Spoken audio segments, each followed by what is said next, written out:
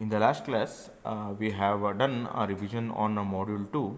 Now, in today's class, we will be doing a revision on module 3, which includes the sedimentation and filtration. In the sedimentation, we will be studying regarding what is the theory of sedimentation, then settling tanks, then its types, then what is coagulation, then clariflocculators, then theory, types of coagulants, coagulation feeding devices, then jar apparatus for estimation of the coagulants. This is what we are going to study in your sedimentation process, and after this we will be having the filtration. First of all, we will continue with sedimentation, and then we'll see in filtration part what we are going to cover. Now, in sedimentation, what first we need to see what is it. It is nothing but it is the process of removing the suspended particle or a settleable particle, suspended settleable particle, whatever it is there in water, that we are going to remove from the water. So that is nothing but the sedimentation. See, finer suspended particle, it is, if we allow them to settle in a tank, then only it is going to get settled down, and it can be get removed. Okay, so this is regarding your sedimentation. I'll define it.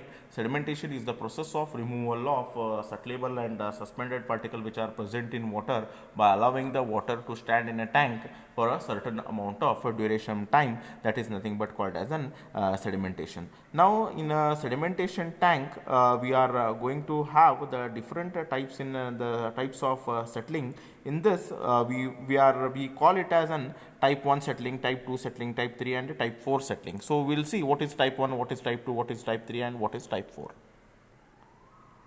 Type here, we are in the types of settling, we are going to have the 4 types in it. That is, the first one is a discrete, hindered, then zoned and compression. So type 1 is nothing but it comes under the category of discrete settling. Here in the discrete settling, the particle are having the particles in suspension of low solids concentration. Okay, and this is also known as an free settling. Whatever the discrete settling, whatever we are having here at the top, it is going to have the low concentration of solids. Then hindered concentration, this type of, this is nothing but the hindered concentration. Average, we will take water into one particular beaker. After that, the particles are going to get settled down. So as the depth increases, what is going to happen, or the height increases, what is going to happen, the discrete settling we are going to get, it is nothing but it is going to have very low concentration of the solids. Then the next after that is the hindered settling. This type of settling refers to the dilute suspension of the or that is coalesce or flocculate during the sedimentation process. Then the third type is the zoned settling. Here in this type, we also call it as an flocculant suspension, or we also call it as an intermediate concentration. The interparticulate forces hold particles together, and hence the mass of the particle it is going to be treated as a whole. And the last type, okay, we call it as a compression settling. This is we are going to have the higher concentration of the particle which is going to come in contact with each other, resulting in the formation of the structure. And here only the compression of the structure brought about due to the weight of the particle which are constantly being attached to the structure. Here we are going to get the more concentration of the particles. So this is nothing but the different types of settling. Now we'll see what is the theory of your sedimentation. See, sedimentation is dependent upon 3 factors, that is the velocity and viscosity of water and the shape and size of the particles. The velocity, if the velocity of the particle, if we are going to, if the velocity of the flow, if we are going to reduce it, then what happens is, since the velocity has been reduced, the particle due to its own weight, it is going to get settled down in water. So by reducing the velocity of a flow, we can easily settle out the particles. Now the viscosity is going to be inversely, it is going to vary with the temperature. Warm water is having the less viscous, whereas your and it is going to show the offers the less resistance to the settlement. Then the coming to the shape and size of the specific particle, specific gravity of the particle. If the specific gravity of the particle is more than the suspended particle, if the settlable particle is going to easily get settled down. And suppose if it is going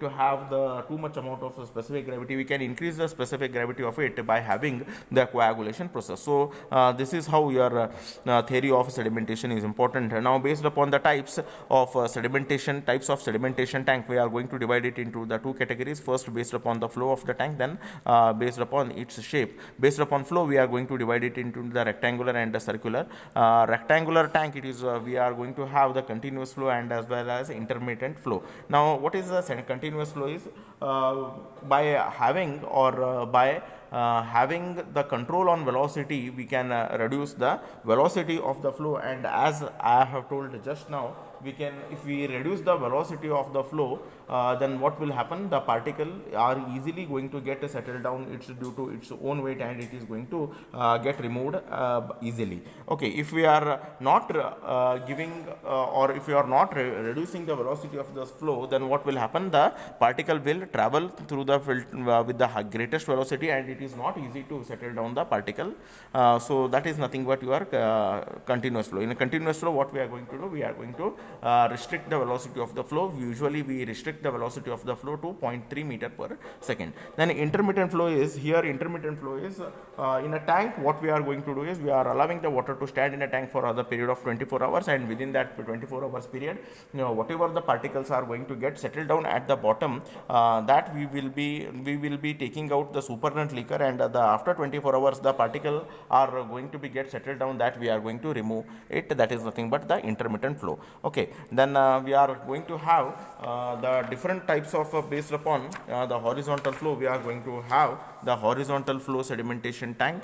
Okay, here what we are going to do is we are allowing the water to stand in a tank. Here as we are going to have we are controlling the velocity of the flow. What will happen, the particles are get settled down here, and we are going to have the scraper. This is going to be continuously rotating, and whatever the sludge that we will be it is going to be get settled down on this particular scraper. It is going to be get collected in this sludge withdrawal tank, and then the sludge, whatever it is going to get settled down, it is going to remove out. So this is regarding your rectangular sedimentation tank. In the horizontal circular type of a sedimentation tank, here we are going to have the scraper at the bottom, and it is we also call it as an upflow sedimentation tank. The influent, the water whichever has to be treated, it is going to be flowed down through the influent. This particular rotor is going to be continuously rotating. It supplies the water, and this scraper is going to be continuously rotating. Okay, so what is going to happen after the some amount of sedimentation time, what is going to happen, the particles are going to get settled down, and since this scraper is it is going to be rotating, it is going to take out the sludge, and we have maintained here the slope. So the slope or the sludge, whatever it is going to get settled down here, it is going to be brought to the center, and then the sludge can be removed out. Okay, so this is regarding the different types of sedimentation tank. Then we have seen the design elements of the sedimentation tank. Here, detention time, flowing through period, then your basin dimension, inlet and outlet judgment, sludge removal device. All these are becomes very important. Now detention time is nothing but it is the theoretical time taken by the particle for water to pass between the entry and exit of the settling tanks. So it is usually it is going to be measured by volume by discharge. So normally the detention time will be around 4 to 8 hours for your sedimentation tank, and the flowing through period is nothing but the average time required for a batch of water to pass through the settling tank. It is called as the flow through period. So it is given by it varies in between 0.25 to 0.5 in sedimentation tank. The next important factor is the basin dimension. The surface area of the basin is going to be determined by using the formula volume of the your area water in liters per hour, and then surface loading rate in liter per hour per square meter. The length to width ratio of the rectangular tank should be in between 3:5 to 5:1, and the depth of the basin is normally it is going to be kept between 2.5 to 5 meter with the preferred volume your value of 3 meter inclusive of allowance for the sludge storage. The cross sectional area the velocity should be in it should vary in between 0.2 to 0.4. Normally we are going to keep it as 0.3 meter or per second or per minute. Okay, then the bottom slopes may range from 1 percent of having the slope, so that the whatever the sludge that is going to be get settled, it is going to be removed out. Then we will be having the inlet and outlet arrangement. So as I have told, we are going to have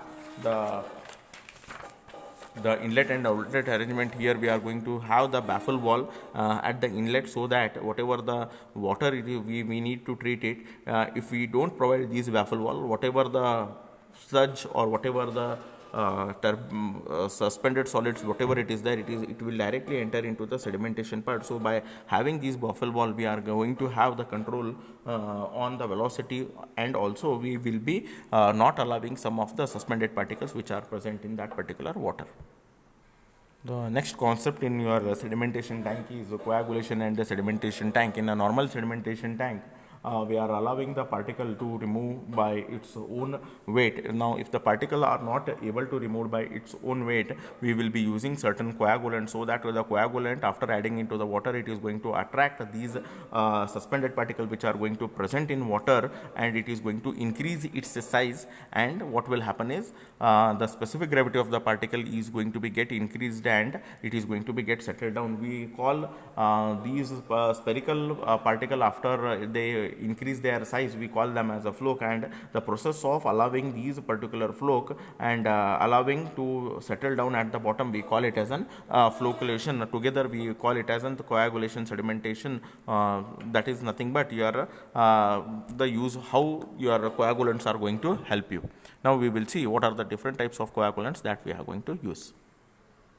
Normally, different types of coagulants. In this, we will be using the aluminum sulfate with having the formula Al2SO4 thrice 18H2O. That is the normal coagulant what we are going to use. That is the alum. Then we also use copperas, then chlorinated copperas, then sodium aluminate. But normally, we will be using this particular alum. Okay, in detail, if you want regarding the detail of these particular types of coagulant, it is kindly refer the previous video. Then the how we need to add the coagulants is we are into water is we are going to have the two types, that is the dry feeding and wet feeding. In the dry feeding, what we are going to do is here we are going to add the powder your coagulant into this. Then we are going to have the agitating plates. So we after adding the coagulant into it, we mix it by using the agitating plates, as well as the tooth wheel is there. So whenever we add the this tooth wheel is also going to help the for the better mixing of the coagulants into water. And then with the agitating plates also, the coagulants are well mixed. Then raw water is going to be there at the bottom, and then the how much dosage we are going to add, we need to control it. So whatever the coagulant will be here, and your raw water which has to be treated, we will be slowly adding into it. Then next thing is we are going to have your wet feeding. In the wet feeding, what we are exactly doing is it is controlled by with having the pulley and the float and then the spring, okay, the string, okay. So here whatever the coagulant what we need, whatever the dosage we need to give, we need to allow it through this particular tank. And then here we are going to have the raw inlet and the float chamber. So whatever the coagulant, whenever we are going to add, okay, so this is going to be how much amount of coagulant is that has to be added. It is controlled by this particular float. So the float and this particular conical plug will be having the connection with each other. So the opening of this conical plug is dependent upon this float. I have explained in detail in my previous videos. Kindly refer that previous videos for the in detail aspect regarding the dry and wet feeding. Now next is your coagulation, how the coagulants that can be added into the water by using the jar test, the optimum dosage of coagulant by using the jar test. In the jar test, what we are going to do is we will be taking the 1 liter beaker. In that we will be adding some amount of 1 liter of water. In that we will be adding some quantity of the alum dosage.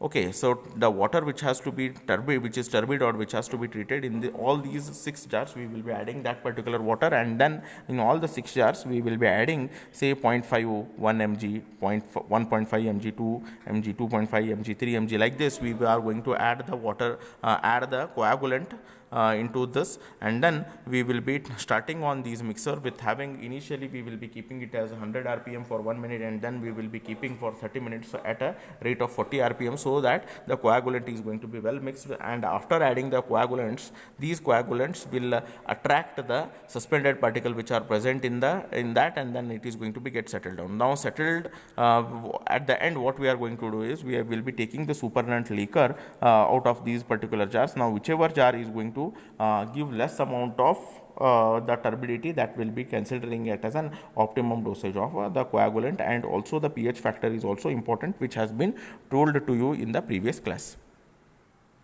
In filtration process, we will be seeing regarding the mechanism of filtration, then theory of filtration, types of filters, slow sand and rapid and pressure filter, and then the operations of it, and the design and slow sand and rapid sand filters. Now we need to understand what is filtration. Whatever the suspended particle that has been not removed by your either coagulation or your normal sedimentation, that will be removed by using the filtration. In the filtration, we will be using the soil and the alternate layer of gravel and sand, and then we will be separating out these finer suspended particles which are present in water by using the layer of the sand and gravel. So this is what we are going to do in the filtration. The filtration can be done by with the help of mechanical straining, sedimentation, flocculation, biological action, and then electrolytic action. This I have told you in a detail. Now regarding these are nothing but the theory of filtration.